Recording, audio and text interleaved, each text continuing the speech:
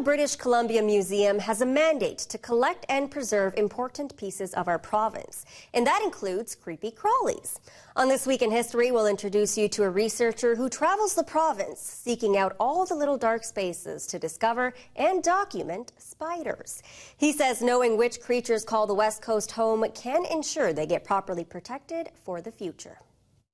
I'm a research associate here at the Royal British Columbia Museum, supported by the museum to document the diversity of spiders in British Columbia.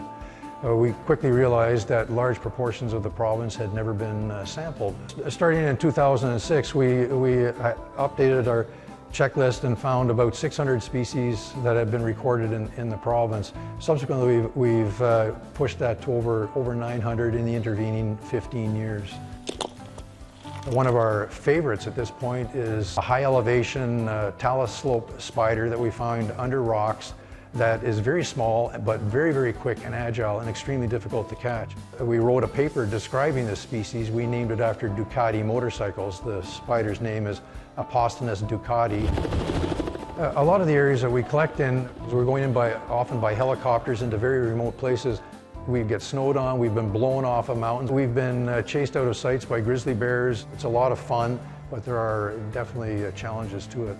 Virtually all the spiders that people encounter on a day-to-day basis in Victoria, Vancouver, Kelowna, what have you, are non-native, introduced species that have come here, been brought here from Europe, Asia, Australia. Two spiders that are very common here are the hobo spider and the giant house spider. People know them as wolf spiders around here. They are not wolf spiders, they're actually funnel web spiders, both of which have a fair amount of mythology associated with them, that if you're bitten by one, your arm will fall off, this sort of thing. They are in fact quite harmless.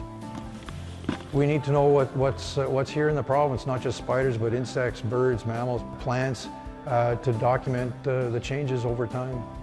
Climate is changing, the habitats are changing. A lot of these species are going to be gone. The habitats that I've been into boggle the mind, the beauty of the province, the diversity of habitats. I feel quite privileged to be able to do this sort of work.